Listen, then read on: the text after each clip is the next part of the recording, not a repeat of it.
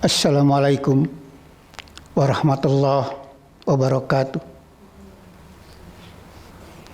Alhamdulillah nahmaduhu wa nasta'inu wa nastaghfiruh wa na'udzu billahi min syururi anfusina wa min sayyiati a'malina.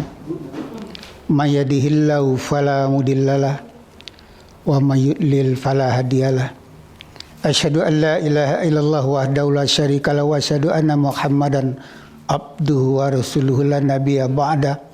Allahumma shalli wa sallim wa barik ala Muhammadin wa ala alihi wa ashabihi ajmain ma ba'd. Fa ya ibadallah usikum wa nafsi bi taqwallah faqad fazal muttaqun. Qala Allah ta'ala fi kitabihil karim a'udzubillahi minasyaitonir rajim bismillahirrahmanirrahim. Ya ayyuhallazina amanu taqullaha haqqa tuqatih wa la tamutunna illa wa antum muslimun. Pemirsa, sahabat MUI TV Kota Bekasi yang kami hormati, mari kita sama-sama memanjatkan puji syukur kita kehadirat Allah Subhanahu wa taala yang telah banyak memberikan nikmat atas rahmatnya kepada kita semua.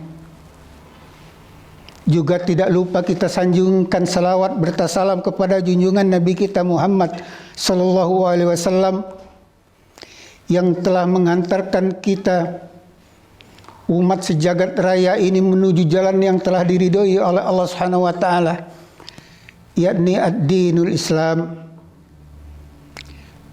Pemirsa rahimakumullah, izinkanlah saya untuk menyampaikan pesan Allah dan Rasul-Nya yang berkenaan dengan fitrah Allah, atau dengan kata lain keaslian manusia. Karena di dalam bulan suci Ramadan ini ada satu hal yang perlu dipahami oleh kita semua kaum muslimin di dalam aspek fitrah. Karena bulan Ramadan ini adalah merupakan media untuk membersihkan jasmani dan rohani kita. Kalau jasmani, saya yakin kita semua sudah memuaskan apa yang kita makan, apa yang kita minum, apa yang kita rasakan sehari-hari, termasuklah tidur kita. Lalu bagaimana dengan aspek rohani kita? Nah, inilah yang menjadi persoalan bagi kita semua. Karena aspek rohani ini sangat prinsip. Karena Allah Subhanahu wa taala di dalam firman-Nya, Fa'akim wajhaka lid-dini hanifah fitratal lati fataran nasa 'alaiha la tabdila li khalqillah zalikad dinul qayyim. Yang lebih kurang artinya, hadapkanlah wajahmu itu kepada agama Allah.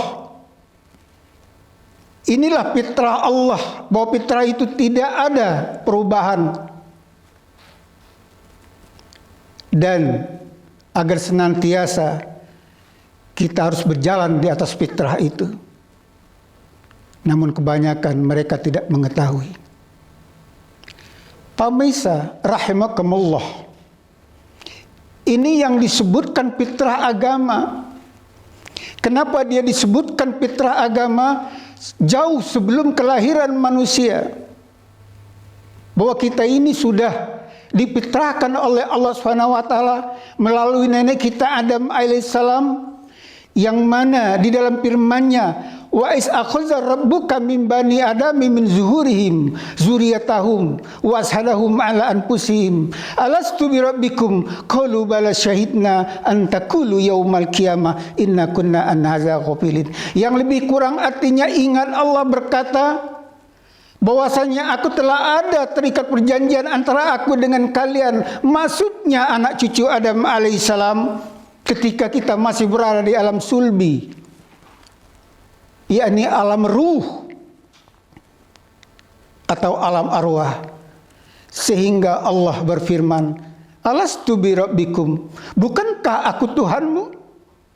Maka seraya kita berkata, menarik kesaksian itu, menetapkan kesaksian itu, syahidna antakulu yaumal qiyamah inna kunna an hadza ghafilin.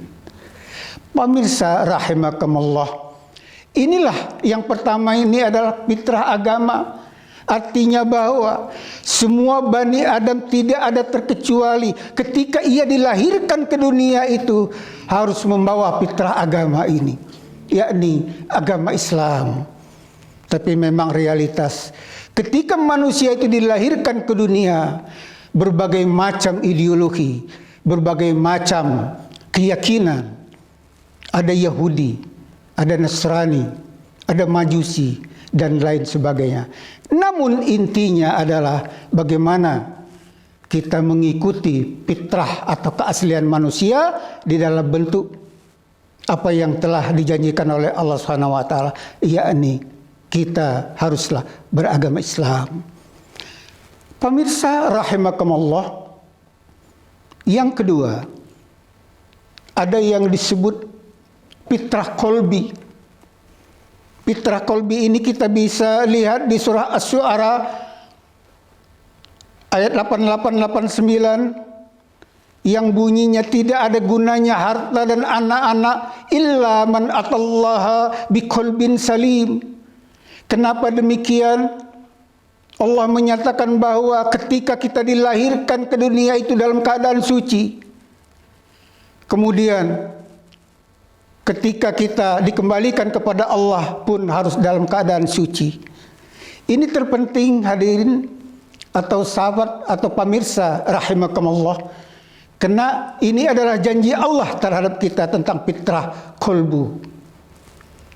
Kemudian ada yang disebut fitrah sosial. Kenapa disebutkan fitrah sosial? Karena kita telah ditanamkan oleh Allah Subhanahu wa taala bahwa kita ini adalah makhluk sosial. Sebagaimana dalam firman-Nya di dalam surah Hujurat, ya ayyuhan nasu inna khalaqnakum min zakari wa unsa wa ja'alnakum syu'uban wa qabaila ta'arafu inna akramakum indallahi atqakum innallaha alimun khabir. Yang lebih kurang artinya, aku ciptakan bahwa kalian semua bersuku-suku dan berbangsa-bangsa agar kalian saling kenal mengenal. Dan ujung ayat itu adalah inna akramakum indallahi atqakum innallaha alimun khabir. Allah lihat sebagaimana takwanya seseorang itu. Artinya kita diharuskan menjadi orang-orang yang bertakwa menurut ketentuan Allah Subhanahu wa taala. Pemirsa rahimakumullah, dan yang terakhir adalah yang disebut fitrah moral. Kenapa dia disebutkan fitrah moral? Karena pada sesungguhnya kita ini adalah makhluk susila, makhluk yang bermoral, dan makhluk terpintar, terpercaya. Tapi ada saatnya bahwa manusia itu kehilangan moralnya. Tentu kita ingat sejarah. Kenapa Rasulullah SAW diutus ke dunia ini? Yang pertama itu adalah untuk meluruskan moral manusia pada abad ke-6 itu. Ingat, pada abad ke-6 itu seakan-akan manusia di permukaan bumi ini tidak memiliki lagi moral itu. Apakah dia di Cina, di belahan India, termasuk di Persia, dan di Barat. Namun demikian, karena keadilan Allah Subhanahu wa taala, diturunkanlah seorang rasul ke bumi ini untuk membenahi daripada moral manusia. Sebagaimana hadisnya, innama bu'istu liutaima makarimal akhlak. Sesungguhnya aku diutus untuk mensempurnakan akhlak manusia. Demikian juga Nabi Isa alaihissalam berkata kepada kaum Bani Israel, bahwasanya sesungguhnya aku ini adalah utusan Allah untuk kalian semua, untuk membenahi atau untuk mensempurnakan akhlak manusia. Maka Nabi Isa mengatakan, sesungguhnya aku diutus untuk menyelamatkan domba-domba yang tersesat di antara orang-orang Israel. Pemirsa rahimakumullah, inilah sekelumit fitrah di dalam aspek fitrah di dalam bulan Ramadan ini. Hendaknya kita banyak-banyak bertobat di hadapan Allah Subhanahu wa taala, karena bagaimanapun juga tobat kita ini akan diterima oleh Allah Subhanahu wa taala. Dan saatnya di dalam bulan Ramadan ini kita banyak-banyak bertafakur, banyak mengintrospeksi diri kita. Sudah sejauh manakah ibadah kita atau amal kita? Sudah sempurnakan apa yang telah kita kerjakan? Oleh karena itu, sahabat atau pemirsa rahimakumullah, yang terakhir ini tentu Al-Fakir berpesan agar supaya kita tetap di dalam istiqomah menjalankan puasa atau saum di bulan Ramadan ini. Demikianlah sahabat atau pemirsa MUI TV Kota Bekasi, dan saya ucapkan wabillahi taufiq wal hidayah. Wassalamualaikum warahmatullahi wabarakatuh.